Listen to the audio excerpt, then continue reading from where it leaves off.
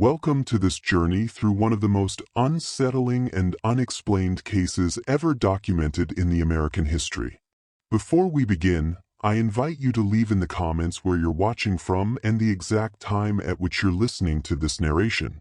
We are interested to know how far these documented accounts reach and at what moments of day or night they find their listeners. Between 1847 and 1851, 9 plantation owners across central Alabama died in their beds with identical injuries, crushed windpipes, no signs of struggle, and a single detail that terrified every slaveholder in the region. Their bedroom doors were locked from the inside. The victims owned a combined total of over 400 enslaved people, but investigators found something peculiar in each estate's records. Every single one had recently purchased or traded for an unusually tall field and whose name appeared in ledgers simply as Jacob. No family name, no age, just Jacob. And here is what the authorities never put in their official reports. 7 of the 9 victims had their tongues severed post-mortem and placed in their own hands. The remaining 2 were found with their mouths stuffed with cotton still attached to the bowl. Local newspapers called it a plague of nighttime apoplexy. The planters knew better. They knew someone was coming for them one by one, and they had no way to stop him. Before we continue with the story of Big Jacob and the terror that swept through Alabama's plantation country, I need you to do something for me. Hit that subscribe button right now because what you are about to hear has been buried in courthouse basement and private family archives for over 170 years. And I want to know, where are you listening from? Drop your state or city in the comments. I am curious how far this story travels. The investigation into these deaths would ultimately involve 3 sheriffs, 2 federal marshals, and more than 60 armed vigilantes. Yet not a single arrest was ever made. What they discovered instead would force them to confront a truth more terrifying than any they had imagined. Lowndes County, Alabama, in the decade before the Civil War, was a place where cotton was king and human beings were currency. The rich black soil of the region produced some of the finest cotton in the South, and the men who controlled that soil wielded power that extended far beyond their property lines. They sat in state legislatures. They controlled county courts. And they decided who lived and who died with a casualness that would shock even the most hardened observer today. The plantation belt that stretched from Montgomery to Selma was dotted with grand estates, each one a small kingdom unto itself. Men like Cornelius Vaughn, Thaddeus Reinhardt, and Josiah Grantham owned not just land and slaves, but the very infrastructure of the region. They financed the railroads.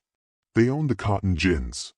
They held mortgages on smaller farms and could ruin a man with a word to the right banker in Mobile. But in the summer of 1847, something changed in Lowndes County.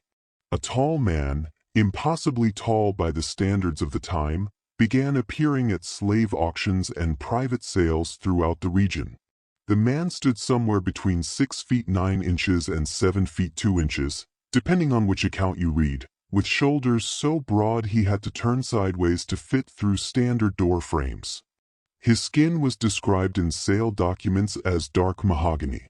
His hands were said to be the size of dinner plates, and his eyes, this detail appears in nearly every description, were pale gray, an unusual trait that made him immediately recognizable.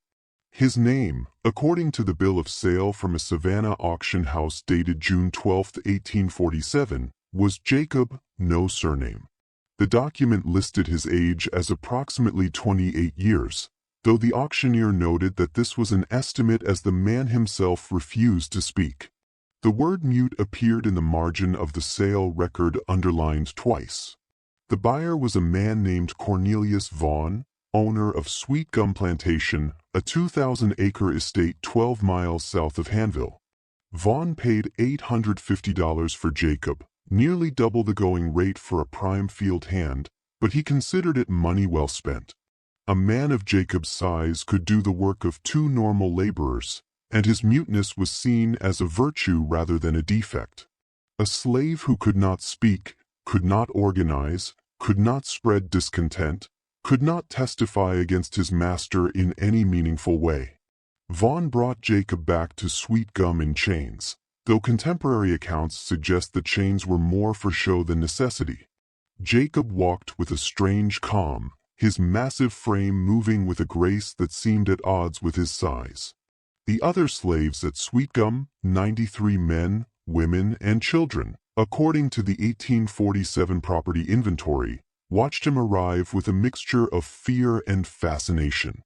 What Vaughn did not know, could not have known, was that Jacob had been sold 6 times in the previous 14 months. Each time he had been purchased by a wealthy planter, each time he had been resold within weeks, sometimes days, and each time the seller was not the original buyer, but the man's widow or surviving family members. The pattern was there in the records, clear as day, but scattered across 3 states and a dozen auction houses. No one had bothered to connect the dots. No one had thought to ask why a prime field hand kept returning to market. No one had wondered what happened to the men who bought him. Sweet Gum Plantation in 1847 was one of the crown jewels of Loon County. The main house was a Greek Revival masterpiece with 6 columns across the front portico built from brick fired right there on the property. Cornelius Vaughn lived there with his wife Margaret, their 4 children and Margaret's elderly mother. The family employed 3 white overseers, 2 house servants who were light-skinned enslaved women, and maintained a staff of field hands divided into 3 gangs based on their physical capabilities. Vaughn himself was 52 years old, a second-generation planter whose father had moved to Alabama from South Carolina in 1818. He was known throughout the county as a stern but generally fair master by the standards of the time, which is to say he used the whip less frequently than some, but used it nonetheless. He attended the Methodist Church in Hayneville every Sunday, served on the County Board of Commissioners, and had twice been elected to represent Loon County in the state legislature. But Vaughn had a reputation among the enslaved community that extended far beyond what the white population knew. He was known as a breaker of spirits, a man who took particular satisfaction in crushing the will of slaves who showed signs of independence or pride. He never sold families together if he could avoid it. Separating mothers from children, husbands from wives was, in his view, the most effective way to prevent bonding and potential rebellion. Jacob was assigned to the first gang, the strongest field hands who worked from before dawn until after dark during cotton season. His first week at Sweet Gum, he picked more cotton than any 3 men combined. His second week, the overseer, a man named Randall Peak, made the mistake of assuming Jacob's silence meant submission. Peck struck Jacob across the back with a hickory cane for moving too slowly during a water break. It was a routine punishment, the kind delivered dozens of times a day across thousands of plantations. But Jacob did something unusual. He stopped moving entirely. He did not cry out. The look lasted perhaps 3 seconds. Then Jacob returned to work. Peak would later tell others that he felt something in that moment, something that made his bowels turn to water. He never struck Jacob again. The other slaves began to notice things about Jacob. He never ate with the others. He would take his ration of cornmeal and salt pork and disappear into the woods at the edge of the plantation for an hour each evening, returning only when full dark had fallen. Some of the older women whispered that he was praying. Others said he was planning. A few suggested in voices barely above a breath that he was remembering. On the night of September 3, 1847, exactly 83 days after Jacob arrived at Sweet Gum Plantation, Cornelius Vaughn went to bed at his usual hour of 10 o'clock. His wife Margaret had retired earlier, complaining of a headache. The house was quiet, the children asleep in their rooms on the second floor, the elderly mother-in-law snoring gently in her ground-floor bedroom. The next morning at 6, Margaret Vaughn found her husband dead in their bed. The scene that confronted Margaret Vaughn that September morning would be seared into her memory until her own death 40 years later. Her husband lay on his back in their four-poster bed, his eyes open and bulging, his face a mottled purple-gray color that she initially mistook for shadow. His mouth was open wide as if he had been trying to scream, but his tongue was gone, severed cleanly at the root. The tongue itself was placed carefully in his right hand, which had been positioned across his chest. But it was his throat that told the true story. The skin was unbroken, but the damage beneath was catastrophic. The county physician who examined the body 3 hours later would write in his report that the hyoid bone was crushed. The cartilage was shattered and the larynx was compressed so thoroughly that it had nearly flattened against the spine. The doctor estimated that the pressure required to inflict such damage would have been enormous, far beyond what any normal man could apply with his hands. The bedroom door was locked from the inside. The key was still in the lock. The windows were latched shut. There was no sign of struggle, no overturned furniture, no indication that Vaughn had fought against his attacker. The bed linens were barely disturbed. Most unsettling of all was the cotton. Scattered across the pillow near Vaughn's head were 7 cotton bolls still attached to bits of stem and leaf. They had been placed there deliberately, arranged in a semicircle around where his head had lain. The cotton had not come from inside the house. Margaret kept no raw cotton in the main residence. Someone had brought it in from outside. The investigation that followed was perfunctory at best. Sheriff Thomas Braddock arrived at Sweet Gum by mid-morning with 2 deputies. They interviewed the family, the white overseers, and a handful of house slaves. Everyone had the same story. They had heard nothing during the night. No screams, no sounds of struggle, doors opening or closing. The house had been silent. Braddock's working theory, shared with the Vaughn family that same afternoon, was that Cornelius had suffered some kind of apoplectic fit, a sudden seizure that had caused him to bite through his own tongue and somehow damage his own throat through violent convulsions. It was thin reasoning, but it allowed everyone to avoid contemplating the alternative, that someone had entered a locked room and murdered one of the most powerful men in the county without making a sound. The funeral was held 3 days later. Half the county attended, including every major plantation owner within 20 miles. As was customary, the slaves from Sweet Gum were required to line the road as the funeral procession passed, heads bowed in a performance of grief that few felt. Jacob stood at the back of the group, his head level with everyone else's despite being several yards behind them. He did not bow his head. He watched the coffin pass with those pale gray eyes, his face expressionless, his massive hands hanging loose at his sides. For weeks after Cornelius Vaughn's death, Margaret Vaughn sold Jacob to a planter named Thaddeus Reinhardt, who owned a 1,500-acre estate called Fair Hope Plantation in Montgomery County, about 30 miles east of Sweet Gum. The sale price was $600, a significant loss on the original investment, but Margaret wanted the giant mute slave gone. Several of the field hands had begun to whisper that Jacob was somehow responsible for her husband's death, though none could say how or why. The whispers made her uncomfortable. Reinhardt was delighted with the purchase. He had heard about the enormous slave who could pick cotton like a machine, and $600 seemed a bargain. He put Jacob to work immediately in his fields, where the man once again proved his worth by outperforming every other slave on the property. Reinhardt was 60 years old, a widower with 3 grown sons, who managed various aspects of the plantation's operations. He was known as a harsh master, quick with the whip, and quicker with punishment. Slaves who displeased him might find their rations cut in half for a week, or be forced to work in leg irons, or be denied there. One day of rest on Sunday.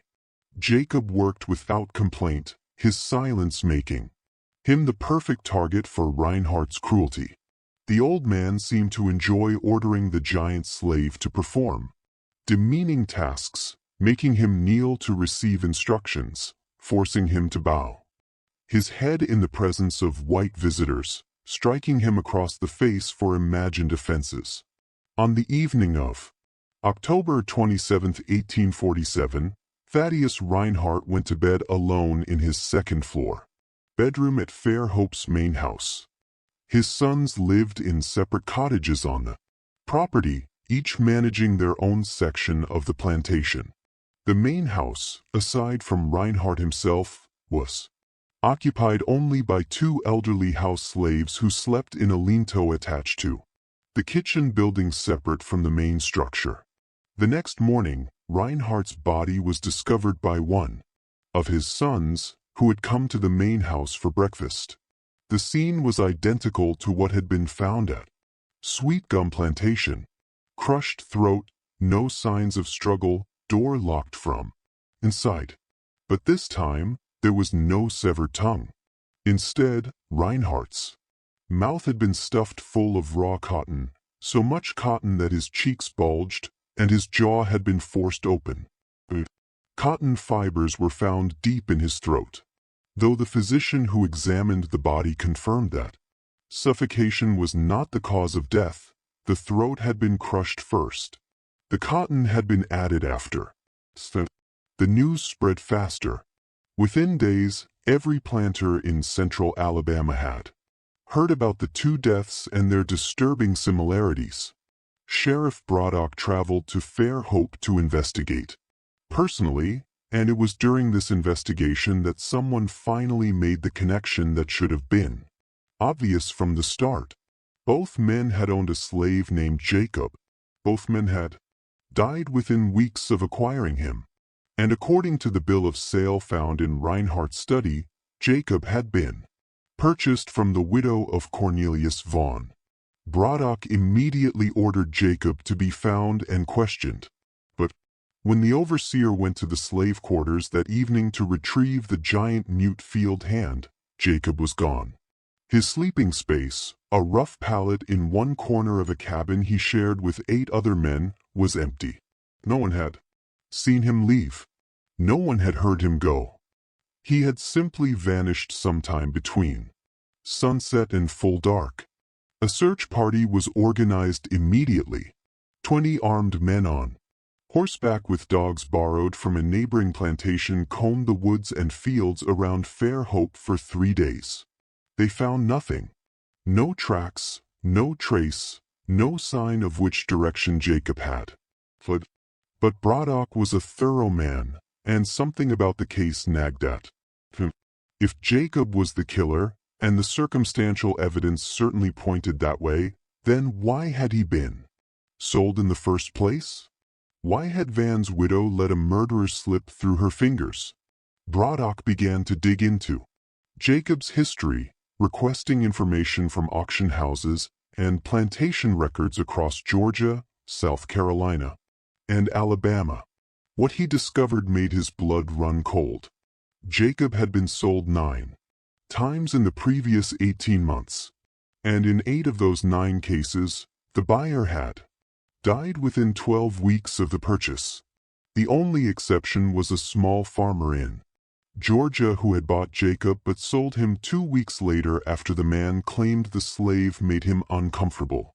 The farmer was still alive. 8 dead men, 8 identical causes of death, though scattered across such a wide area that no one had connected them until now. 8 locked rooms, 8 crushed throats, and in 7 of those 8 cases, some form of mutilation involving the tongue or mouth. Braddock compiled his findings into a report that he sent to the governor's office in Montgomery, urging immediate action. He described Jacob in detail, the unusual height, the pale gray eyes, the absolute silence, and warned that the man was likely still in Alabama, probably still killing. The response from Montgomery was swift and unequivocal. find Jacob and hang him, but do it quietly. The last thing Alabama needed in 1847, with tensions over slavery reaching a fever pitch across the nation, was a public spectacle of a slave who had murdered white men and evaded justice. It would send the wrong message to the enslaved population. It would frighten white families. It would, in the words of one state official, undermine the natural order.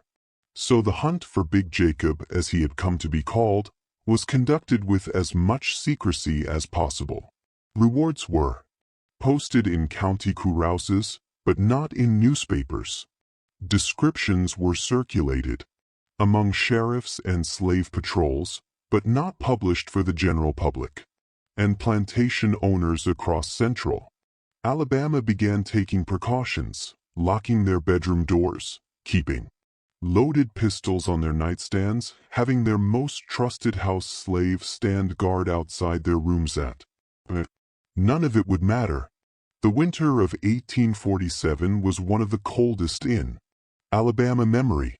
Ice storms swept across the plantation belt in December, coating the cotton fields in a crystalline layer that made them look almost beautiful. You could forget the human misery that had produced the crop beneath. Work slowed to a crawl. Slaves huddled in their unheated cabins, burning what little wood they could scavenge to keep from freezing. And in the main houses of the great plantations, white families drew closer to their fireplaces and wondered if the silent killer was out there somewhere in the frozen darkness. 3 months passed without another death. Sheriff Braddock began to hope that Jacob had either fled the state or died in the wilderness. It was not uncommon for escaped slaves to perish from exposure or starvation. The Mississippi Territory was unforgiving to those who knew nothing of wilderness survival. But then on February 9, 1848, a planter named Josiah Grantham was found dead in his bed at Elmwood Plantation in Dallas County. Same crushed throat, same locked doors, same cotton bowls arranged around his head. Grantham had owned 112 slaves, and among them, according to his most recent property ledger, was a field hand acquired just 6 weeks earlier in a private sale. The seller's name was listed as E. Reinhardt, one of Thaddeus Reinhardt's sons, disposing of his late father's assets. The slave's name was The pattern was now undeniable. Jacob was not fleeing. He was circulating. He was allowing himself to be sold from one plantation to another, and each time he killed his new owner, before disappearing and arranging to be sold again. How he managed the logistics of these sales, how he communicated with sellers, how he ensured he ended up at specific plantations remained a mystery. But the fact of it was irrefutable. What Braddock could not understand, what kept him awake late into the night, was the how was Jacob entering locked rooms? How was he killing these men? Without waking them, without causing them to struggle or cry out. And most importantly, why was he doing this? A possible motive could drive a man to such calculated, methodical murder? The answer to that last question would come from an unexpected source, an elderly enslaved woman named Bethany, who lived on a small plantation in Perry County. Bethany was known throughout the region as a healer and a keeper of stories. Was in her 80s, an extraordinary age for an enslaved person in that era. And she had been born in Africa, brought to South Carolina as a young girl on a slave ship. When word of the killings reached Perry County, Bethany asked to speak with the local sheriff. It was an unusual request. Slaves did not typically volunteer information to white authorities, but Bethany was respected, even by the white population who valued her medicinal knowledge. The sheriff agreed to meet with her. What Bethany told him was this. She had known a man matching Jacob's description 40 years earlier in South Carolina.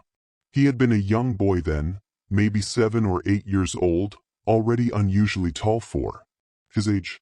His mother had been brought from West Africa, from a region where the people grew taller than anywhere else on the continent.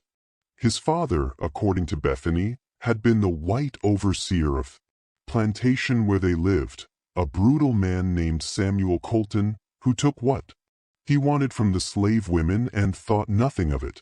The boy Bethany remembered him being called Jacob with a K, had been mute from birth, but he was not deaf and he was not stupid. He understood everything. He watched everything. And according to Bethany, learned early on that his silence made him invisible to white people. They talked freely in front of him, never thinking that he might remember their words. When Jacob was 10 years old, his mother died under suspicious circumstances. She was found one morning at the bottom of the stairs leading down from the overseer's house. Samuel Colton claimed she had fallen while bringing him his breakfast. No one believed him, but no one dared challenge him either. 3 days later, Samuel Colton was found dead in his bed. His throat had been crushed, though no one could determine how. The boy, Jacob, had been sold away immediately afterward. The plantation owner wanted no part of what he suspected had happened. Bethany had lost track of Jacob after that, but she had heard rumors over the years. A mute slave who moved from plantation to plantation, always seeming to arrive right before tragedy struck. Some people thought he was cursed. Others thought he was a ghost. Bethany believed he was something else entirely, a man who had learned how to kill and who had decided to use that knowledge to settle accounts. Sheriff Braddock listened to Bethy's story with growing horror. She was right.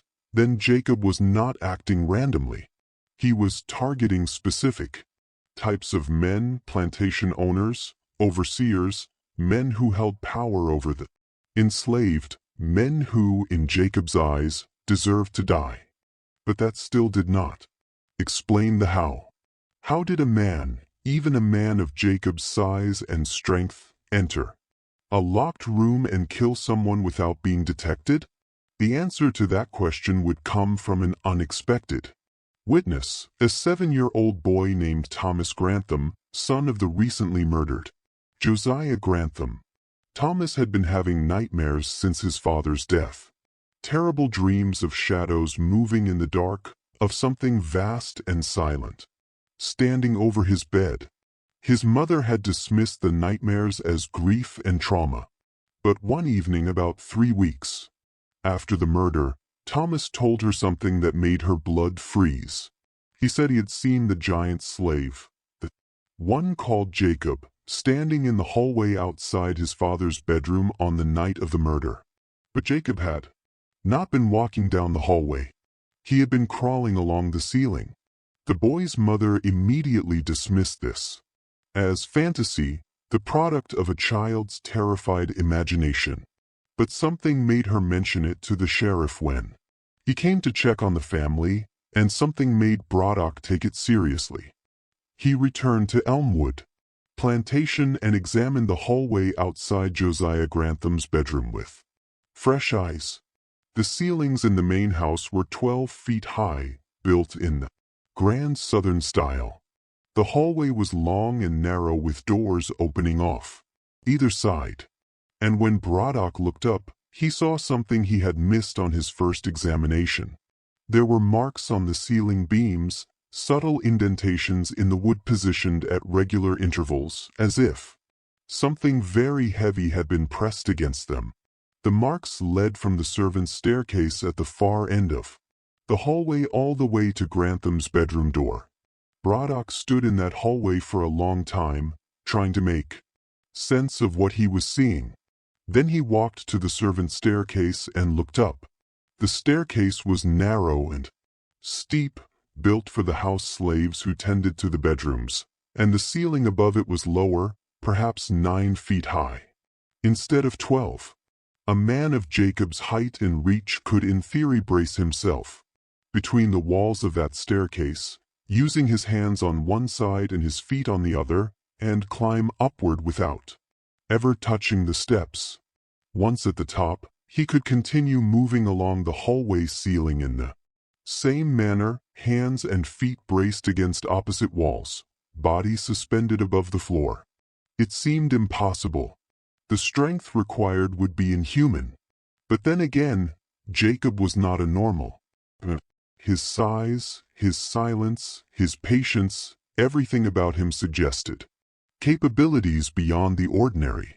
And if he could move along the ceiling, he could position himself directly above a closed door. He could wait there motionless for hours if necessary. When the door finally opened, when his victim inevitably had to use the chamber pot or fetch water in the night, Jacob could drop down like a spider, crushing the man's throat before he had time to scream, then dragging the body back to the bed and staging the scene. The locked door was meaningless. Jacob had never needed to open it. He had been inside the room the entire time, waiting above the door frame where no one thought to look. Just when you think, this story cannot get any darker, consider this. Jacob could move unseen through the most secure parts of these plantation houses. How many times had he watched these families sleep? How many nights had he spent suspended above their beds, deciding who would die and who would live? The horror in Loon County was not just in the deaths themselves, but in the realization that Big Jacob could have killed anyone at any time, and no locked door or armed guard could have stopped him. If this story is giving you chills, share this video with a friend who loves dark mysteries. Hit that like button to support our content, and do not forget to subscribe to never miss stories like this. Let us discover together what happens next, because the truth behind these murders is even more disturbing than you imagine. Sheriff Braddock's theory about Jacob's method of entry and attack was shared with a select group of lawmen and plantation owners in March of 1848. The reaction was skepticism mixed with terror. Skepticism because the physical capabilities required seemed beyond belief. Terror because if Braddock was right, then every plantation house in Alabama was vulnerable. Measures were taken. Ceilings were examined for marks. Hallways were patrolled at night. Some plantation owners went so far as to have additional locks installed on their bedroom doors or to seal the gaps between door and frame with rags to prevent anyone from observing them from outside. But the precautions were ineffective because they were based on a fundamental misunderstanding of Jacob's pattern. The plantation owners assumed he would strike quickly after being purchased, as he had with Cornelius Vaughn and Thaddeus Reinhardt. They were on high alert for the first few weeks after acquiring any new slave, but as time passed without incident, they relaxed. Jacob had learned patience. His next victim, a planter named William Sturdivant of Wilkes County, owned Jacob for 4 full months before dying in his bed on June 12, 1848. Sturdivant had taken every precaution Braddock had recommended. He had his hallway ceiling examined weekly. 2 loaded pistols within arm's reach of his bed. He had his most trusted house slave, an elderly man named Moses, sleep on a pallet outside his bedroom door. None of it mattered. On the morning of June 13th, Moses woke to find Sturdivant dead in his locked bedroom. The cotton bowls were arranged around his head. His tongue had been severed and placed in his hand. And when investigators examined the ceiling, they found fresh marks that had not been there during the previous inspection 3 days earlier. Jacob had somehow gained access to the house, positioned himself above Sturdivant's bedroom, and waited for his moment. When it came, he struck with the same cold efficiency he had shown in every previous attack. The death of William Sturdivant marked a turning point in the investigation. Up until then, there had been a hope, however slim, that Jacob might be captured or killed. But now it became clear that conventional methods would not work. Jacob was not just physically formidable.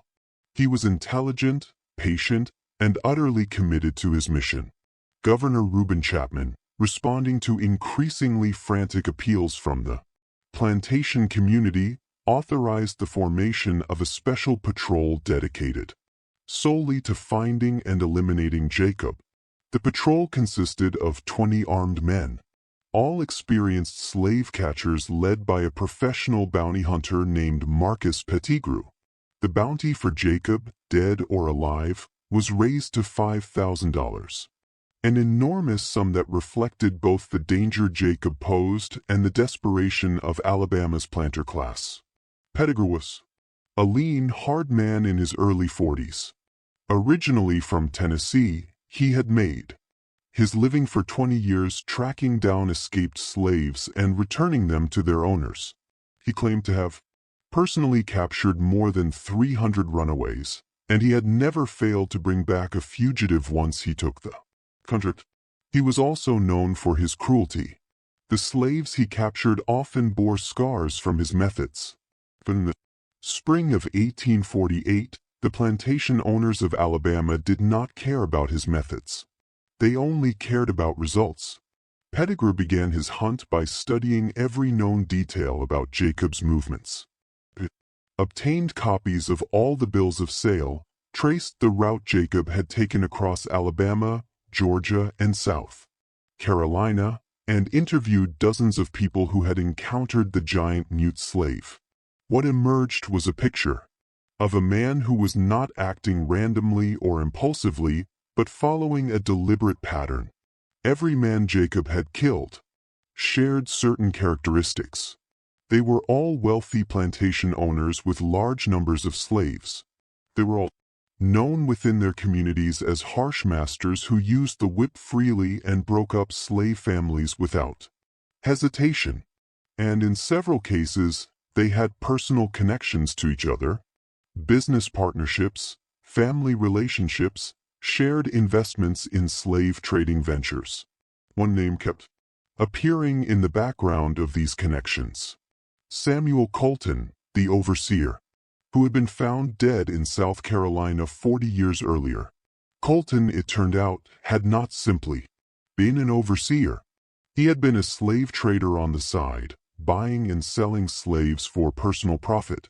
Several of the men Jacob had killed had done business with Colton in the 1820s and 1830s, purchasing slaves that Colton had acquired through means that were questionable even by the standards of the slave trade.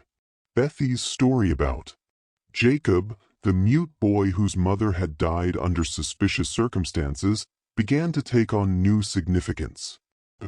Colton had been involved in Jacob's mother's death, and if some of Jacob's victims had been Colton's business associates, then Jacob was not killing randomly. He was working through a list. He was executing a plan that he had been carrying out for 40 years. Pettigrew realized that if he wanted to catch Jacob, he needed to think like Jacob.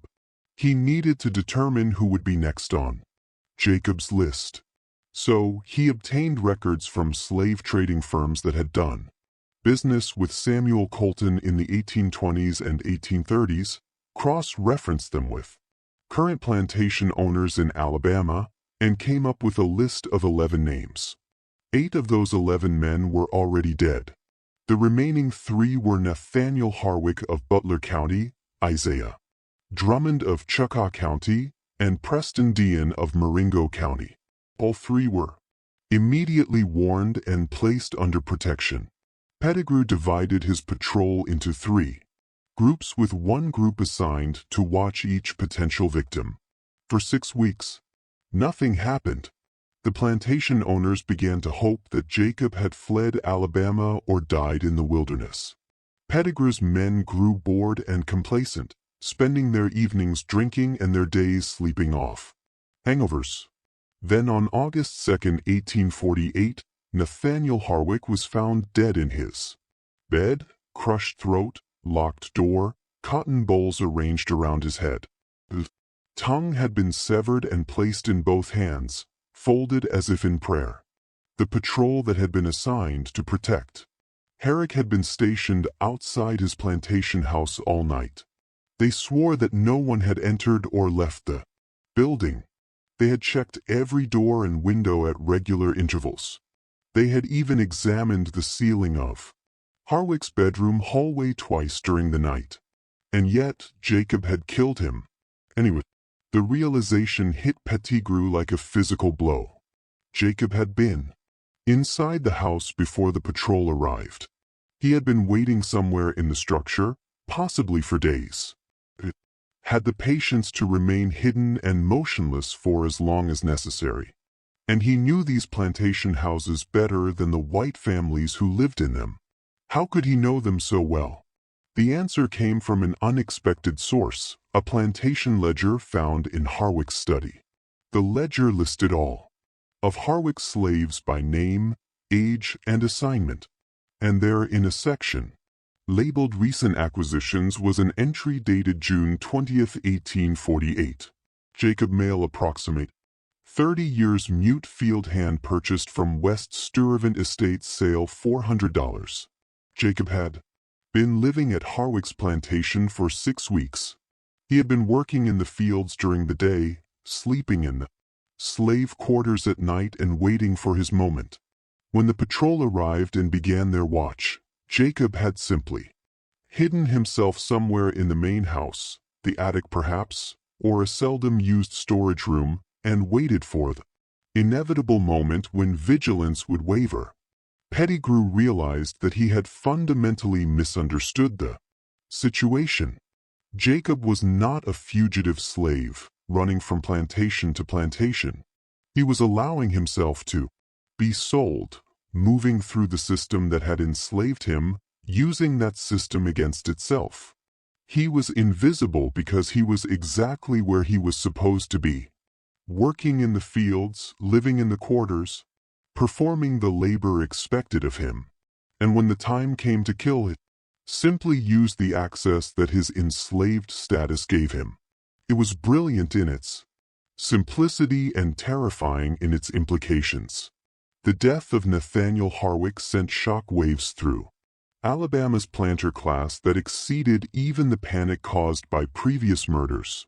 The realization that armed guards and locked doors provided no protection. That Jacob could be living and working on their own plantations without their knowledge created a paranoia that verged on hysteria. Plantation owners across the state began scrutinizing their slave populations with new suspicion. Any unusually tall slave, any slave who seemed too quiet or too observant, any slave who had been recently purchased or acquired in trade, became a subject of intense scrutiny. Several slaves who fit Jacob's general description were arrested and interrogated, though none proved to be the man Pettigrew was hunting. Isaiah Drummond of Chickasaw County took the most extreme precautions.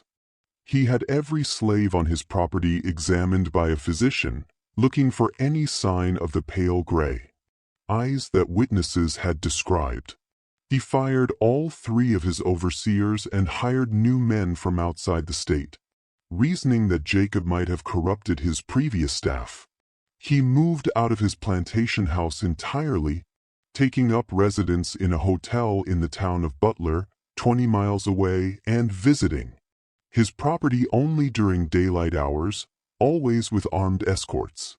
Preston Dean of Marengo County took a different approach. He announced that he was selling his entire slave population and leaving Alabama permanently. He would liquidate his holdings, he declared, and moved to Texas, where he could start fresh without the threat of Jacob hanging over his head. The estate sale was scheduled for September 15, 1848. Notices were posted in newspapers across the South advertising the sale of 147 slaves along with land, equipment, and livestock. Buyers began arriving at Dean's plantation a week before the sale date, examining the slaves and making preliminary bids. Among the slaves to be sold was a field hand named Dean had purchased the man 8 months earlier from an estate sale in Wilcox County, the estate of William Sturtevant, the man who had died in June. Dean had not made the connection at the time, but when he reviewed his property records after Harwick's death, he found the purchase entry and immediately sent word to Pettigrew. Pettigrew arrived at Dean's plantation on September 10th with his full patrol of 20 men. Found Jacob working in the cotton fields, moving down the rows with mechanical efficiency, his massive frame bent over the plants.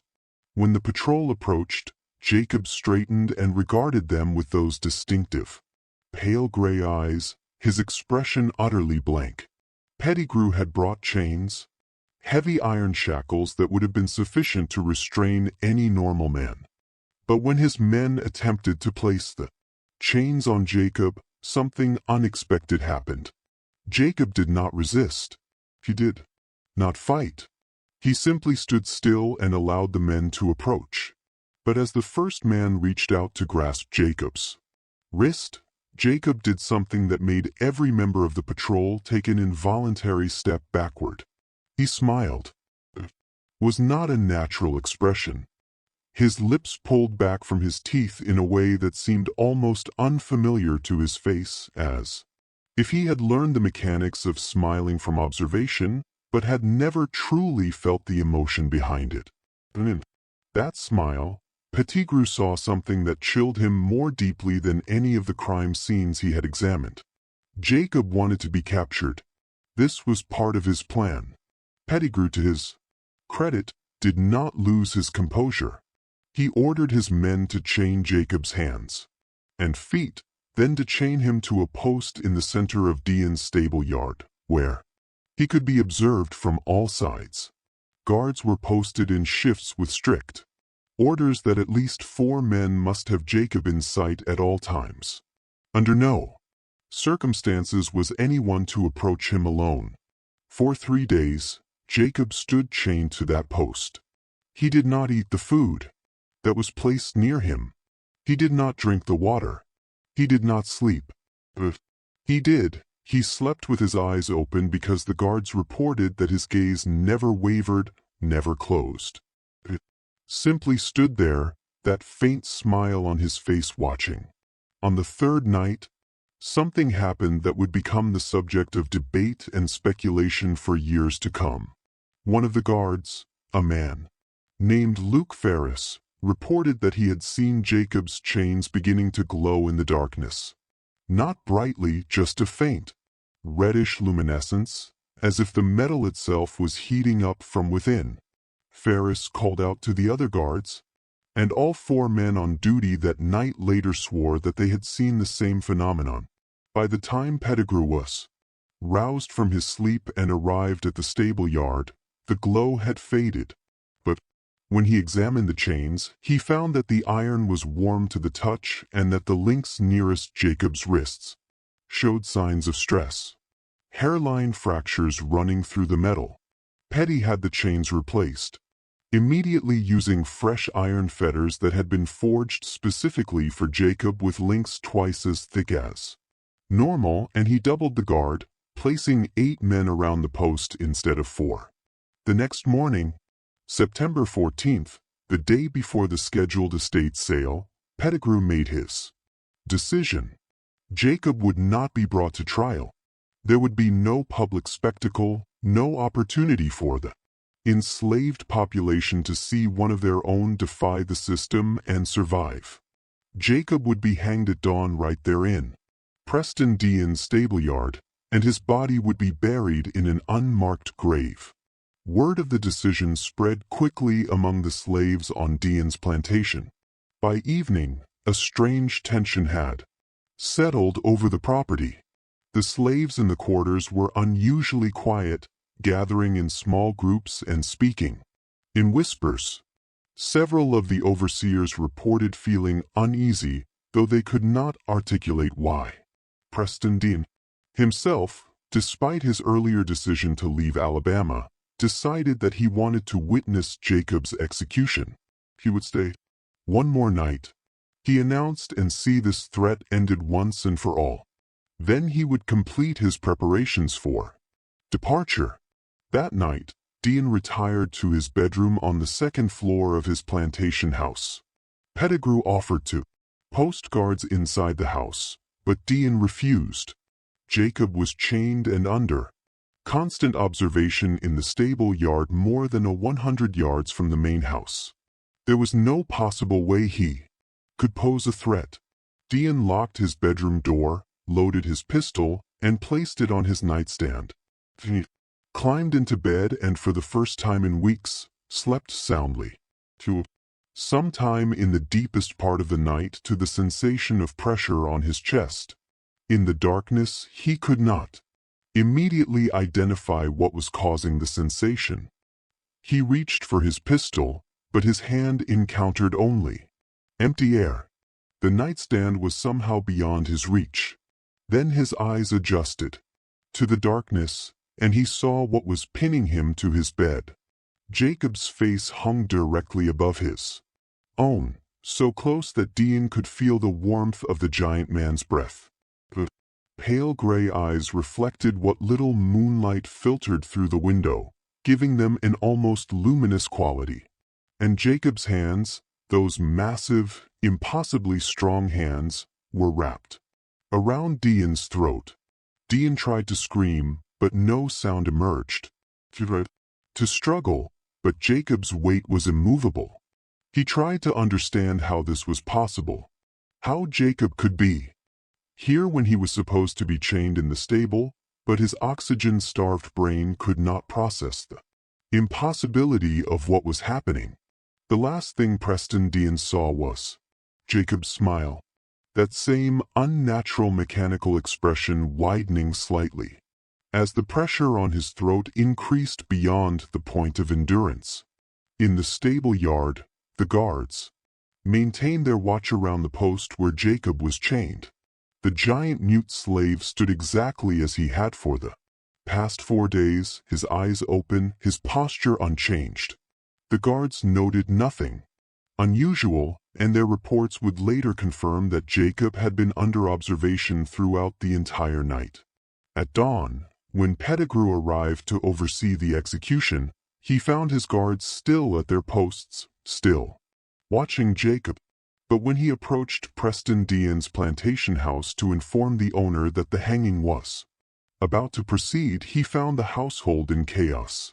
Preston Dean was dead in his locked bedroom. His throat had been crushed. 7 cotton bolls were arranged around his head, and his tongue had been severed and placed in both hands, folded as if in prayer. The discovery of Preston Dean's body while Jacob remained under constant observation created a crisis that went beyond simple law enforcement. If Jacob had not killed Dean and the gods were unshakable in their testimony that he could not have, then who had? And if Jacob was not responsible for this murder, did that mean he was not responsible for the others? Marcus Pettigrew, standing in Dean's bedroom and looking at the familiar scene of death, understood in that moment that everything he thought he knew about this case was wrong. Jacob had not killed Preston Dean. Jacob had not killed any of them, at least not directly. But Jacob was absolutely central to what was happening. And the truth was more disturbing than any explanation Pettigrew had previously entertained. He returned to the stable where Jacob still stood chained to the post, and he did something that none of his men had done in the 4 days since Jacob's capture. He approached the giant slave and spoke to him directly. "You did not do it," Pettigrew said quietly. "You could not have, but you know who did. You know how this is happening." Jacob's expression did not change. He simply continued to stare at Pettigrew with those pale gray eyes, the faint smile still playing at the corners of his mouth. Pettigrew tried a different approach. "You are not working alone. There are others." "How many?" And for a long moment, Jacob did not respond. Slowly and deliberately, he raised his manic-led hands and held up 9 fingers. 9. The number of plantation owners who had died, but also Pettigrew realized With growing horror, potentially the number of people working with Jacob. They were all at Dean's sale. Pettigrew said, the pieces falling into place. The buyers who came to examine the slaves. They were your people, and one of them killed Dean while you made sure all eyes were on you. Jacob lowered his hands, but his smile widened just a fraction. Pettigrew turned to his men. Round up everyone who attended the estate sale viewing in the past week. Every buyer, every agent, every person who set foot on this property. Bring them all here now. It took most of the day, but by late afternoon, Pettigrew had assembled 47 people in Preston Dean's stable yard, the various plantation owners, slave traders, and agents who had come to view the property before the sale. They ranged from wealthy planters to middlemen of modest means, and they were uniformly outraged at being detained and questioned like common criminals. Pettigrew had his men search every person, looking for anything unusual. They found nothing. Weapons, no evidence, no sign that any of these respectable white men had been involved in murder. But Pettigrew was not looking for white men. He was looking for someone who had been moving through Alabama's plantation society, unnoticed. Someone who could enter homes and exit without being questioned. Someone who understood these houses and their layouts intimately. How many of you brought your own body servants? He asked the assembled buyers. How many came with personal slaves? 13 hands went up. 13 buyers had brought enslaved attendants with them. Men who had helped them travel, who had tended to their needs while they examined Dean's property, who had waited patiently while their owners conducted business. I want to see every one of those slaves, Pettigrew said. Line them up, all 13. The slaves were brought forward, a mixture of ages and appearances. Pettigrew walked down the line slowly, examining each face. He was looking for something specific, though he was not entirely sure what. Then he found it. The 10th man in the line was shorter than Jacob, perhaps 5 feet 10 inches, and his skin was several shades lighter. But when Pettigrew looked into his eyes, he saw the same pale gray color that marked Jacob as distinctive. And when Pettigrew looked at the man's hands, he saw that they were unusually large for someone of his height, with the same massive breadth across the palm that Jacob possessed. What is your name? Pettigrew asked. The man looked at his owner, a planter, named Ezekiel Finch from Montgomery County, before answering. Samuel, sir, he said quietly. His voice was soft, deferential, exactly what white people expected from an enslaved person. Samuel what? Pettigrew pressed. Samuel, sir. I don't have another name. Pettigrew studied the man's face for a long moment. Then he said, Take off your shirt. The request clearly made Samuel uncomfortable, but he could not refuse. He removed his shirt, revealing a torso that was heavily muscled despite his relatively modest height. On his left shoulder was a brand, a mark that had been burned into his skin decades earlier. The brand was a stylized SE, the initials of Samuel Colton, the overseer who had died in South Carolina 40 years ago. The overseer who had been the common thread connecting so many of Jacob's victims. You were one of Colton's slaves, Pettigrew said. And you survived. Many others survived? Samuel said nothing, but his eyes moved involuntarily toward Jacob, still chained to the post in the center of the yard. Pettigrew felt the full horror of the truth settling over him. Jacob had not been working alone. He had been coordinating a network of slaves across multiple states, all of them connected by their shared history with Samuel Colton and the men who had done business with him. They had been passing information, arranging sales, positioning themselves on plantations where Colton's former associates now lived. And while Jacob drew attention to himself with his size and his silence, the others, people like Samuel, who looked ordinary, who could speak and thus could move more freely, did the actual killing. Check the others, Pettigrew ordered his. Look for the same brand. Look for the gray eyes. Look for any connection to Colton. By nightfall they had identified 6 more people among the 13 personal attendants who bore Colton's brand or showed other signs of connection to the old slave trader. 6 people who had been moving through Alabama society, invisible in their enslaved status, waiting for their opportunities, but that only made 7. Jacob had held up 9 fingers. The other 2, Pettigrew realized with a sinking feeling, were still out there, and one of them had killed Preston Dean. The interrogations began. Immediately, Pettigrew had the 7 suspects separated and questioned individually, but none of them would. They simply stared at their interrogators with varying degrees of defiance or blank indifference, refusing to confirm or deny anything. Jacob, still chained to his post, watched the proceedings with that same faint smile. He had accomplished what he intended. It had exposed the network. He had forced Alabama's white population to confront the fact that enslaved people could organize, could coordinate, could plan, and execute a campaign of targeted killings right under their masters' noses.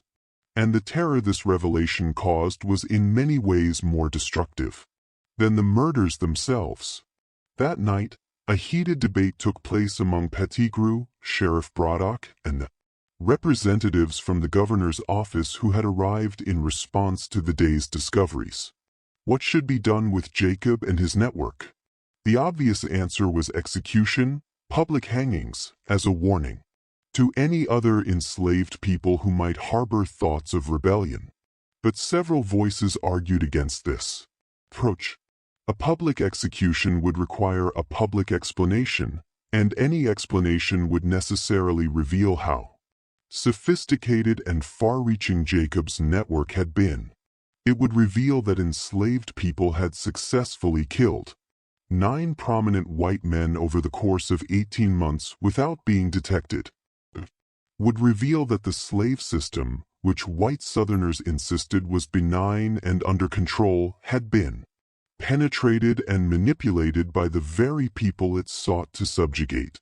The psychological impact on Alabama's white population and by extension on white populations throughout the South could be devastating. It could inspire other enslaved people to organize similar networks. It could undermine the fundamental narrative that slavery was a stable, controlled system. After hours of argument, a decision was made. Jacob and the 7 identified members of his network would be executed quietly without public announcement. The official story would be that they had died of disease, cholera perhaps, or typhoid. Their bodies would be disposed of in unmarked graves. The remaining 2 members of the network would be hunted down and eliminated in the same quiet manner. As for the murders themselves, they would be attributed to natural causes or, in cases where that was impossible, to unknown assailants who had subsequently fled the state. The connection between the victims would never be publicly acknowledged. The name Jacob would be erased from official records as thoroughly as possible. It was a cover-up of extraordinary scope, motivated not by justice but by fear. Fear of what the truth might inspire in 4 million enslaved people across the South. The executions took place on September 16, 1848 in a clearing 5 miles from Preston Dean's plantation. Jacob and the 7 others were hanged in sequence, their bodies left suspended from the same oak tree until evening, when they were cut down and buried in a mass grave. According to the official report, Jacob maintained his silence to the very end. He did not struggle as the noose was placed around his neck. He did not attempt to speak to explain himself to justify his actions. He simply stood on the platform, his pale gray eyes scanning the faces of the men who had gathered to watch him die. And he smiled. That same mechanical, unsettling smile. Then the platform dropped and Big Jacob, the silent, was no more. The hunt for the remaining 2 members of Jacob's network continued through the fall and winter of 1848. Marcus Pettigrew devoted months to the search, traveling across Alabama, Mississippi, and Georgia, following rumors and investigating any slave who showed signs of the distinctive physical characteristics: unusual height, gray eyes, hands that seemed too large for the frame. He found one of them in January of 1849 working on a plantation in Clark County. The man was hanged quietly, his death attributed to an accident involving farm equipment, but the 9th member of the network was never found. Pettigrew searched for 3 more years before finally abandoning the hunt in 1852. The official records of Loon County, Dallas County, Wilcox County, and the other jurisdictions where the murders took place were quietly altered. Death certificates that had listed unknown causes or suspicious circumstances were amended to read apoplexy or natural causes. Estate records that mentioned a slave named Jacob were modified to remove his name or replace it with more generic identifiers. Newspaper archives that had carried brief mentions of the deaths were in some cases physically altered, pages removed and replaced with reprinted versions that omitted certain details. The conspiracy of silence was remarkably effective. Within a decade, the story of Big Jacob had faded from public consciousness. The few people who remembered the events were reluctant to discuss them, partly because they had been instructed not to, and partly because the truth was simply too disturbing to contemplate. But the story survived in the enslaved community, was passed down through generations, transformed and embellished in the way that oral histories often are, but retaining certain core elements. A giant man who could not speak, a network of people who coordinated to strike back against their oppressors, a campaign of justice that the white authorities could neither prevent nor fully understand. Some versions of the story claim that Jacob had supernatural powers, that he could pass through walls or become invisible. Others said he had never been caught, that the execution had been staged and he had escaped to the north. Still others maintained that he had been one of many, that the network continued operating long after his death, quietly, eliminating the worst of the slave owners and overseers. The truth, as best as it can be reconstructed from fragmented records and second-hand accounts, is both simpler and more remarkable than any of the legends. Jacob, or Jacob as he had been called, in his childhood, had been born into slavery around 1819 in South Carolina. His mother had been a woman of extraordinary height, brought from West Africa as part of the last generation of people kidnapped and imported before the international slave trade was officially banned in 1808. His father had been Samuel Colton, the white overseer who had used his position to brutalize the enslaved women under his control. Jacob's muteness was likely congenital, possibly the result of some developmental abnormality. But his inability to speak had paradoxically become his greatest asset. White people talked freely in front of him, assuming that a slave who could not speak was also somehow less intelligent, less capable of understanding, less human. This assumption had allowed young Jacob to learn things that most enslaved children never discovered: the names of slave traders, the roots of the domestic slave trade, the connections between various plantation owners and the dealers who supplied them with human cattle. When his mother died, almost certainly murdered by Samuel Colton, though this could never be proven, Jacob had killed the overseer using a method he would perfect over the following decades. He had hidden in the ceiling space above Colton's bedroom, waited for the man to fall asleep, then dropped down and crushed his windpipe before he could make a sound. The 10-year-old boy had been sold away immediately after, and he had spent the next 30 years moving through the slave system, learning its mechanics, identifying the men who were most deeply involved in its most brutal aspects. He had also been identifying others like himself, people who had suffered at the hands of Samuel Colton and his associates, people who were willing to risk everything for a chance at revenge.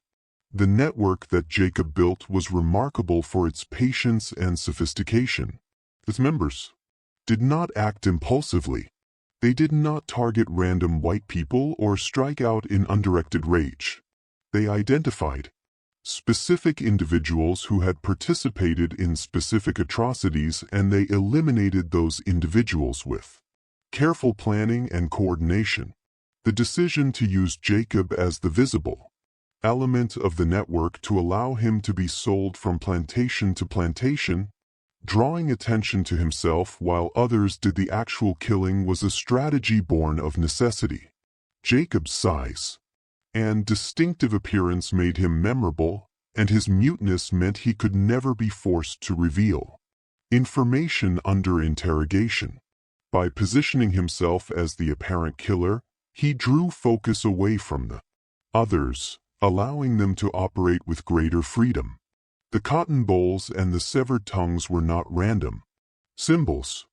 They were messages, though their precise meaning has been lost to time.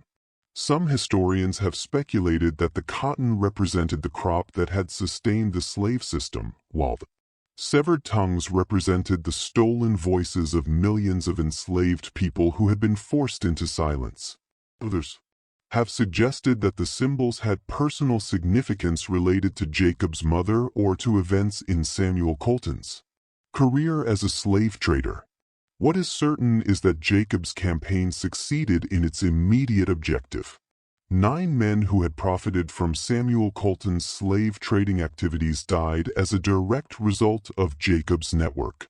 Several others, like Isaiah Drummond, fled Alabama entirely, selling their slaves and abandoning their plantations out of fear.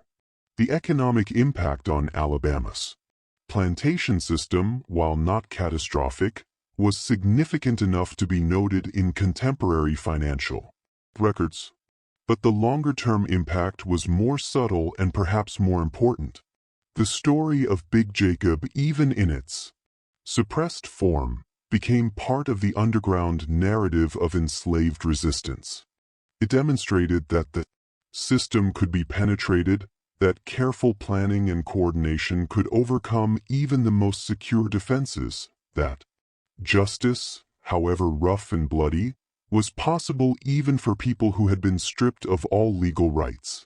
In the years leading up to the Civil War, there were other incidents in Alabama and surrounding states that bore certain similarities to Jacob's methods. Plantation owners found dead in their beds with crushed throats, locked rooms, no signs of struggle. These incidents were never officially connected to Jacob's network, and it is impossible to know whether they were the work of the surviving members of that network or simply copycat actions inspired by the legends that had grown up around Big Jacob's story. What is known is that Marcus Pettigrew, the bounty hunter who had orchestrated Jacob's capture and execution, never worked as a slave catcher again after 1849. He returned to Tennessee and took up farming, living quietly until his death in 1867. In his later years, according to family members, he would sometimes wake in the night, claiming that he could feel eyes watching him from the ceiling above his bed. Sheriff Thomas Braddock served in Loon County until 1861, when he resigned his position and fled to Texas rather than be conscripted into Confederate service. He died there in 1863, reportedly of pneumonia, though some accounts suggest he was found dead in his bed with injuries that were never fully explained. The plantation houses where the murders took place all still stand in various states of preservation. Sweet Gum Plantation, where Cornelius Vaughn died, is now a bed and breakfast that makes no mention of its history in its promotional materials. Fairhope Plantation burned in 1852 under mysterious circumstances and was never rebuilt. Elmwood Plantation, where Josiah Grantham died, is maintained as a historic site, though tour guides carefully avoid discussing the events of 1848. In none of these places will you find any official acknowledgement of Big Jacob or his network. The historical plaques, the museum displays, the carefully curated narratives of the Old South, all omit this chapter of history. It is as if the conspiracy of silence that began in September of 1848 has continued unbroken into our own time. But the story persists in oral tradition, in family histories, in the fragments that survived the attempted erasure. And every now and then, researchers digging through old courthouse records or estate papers will find anomalies, names that have been crossed out and replaced, death certificates that show signs of alteration, references to events that are not explained anywhere else in the historical record. These fragments are all that remain of a story that Alabama's wide establishment desperately wanted to forget. The story of a man who could not speak but found a way to make his voice heard, who was treated as property but refused to be owned, who was considered less than human but proved himself more thoughtful, more strategic, and more dangerous than any of the men who claimed to be his masters. This mystery shows us that the history we think we know is often incomplete, that the official records tell only part of the story, and that the most significant acts of resistance are sometimes the ones that have been most thoroughly suppressed. What do you think of this story? Do you believe everything was revealed?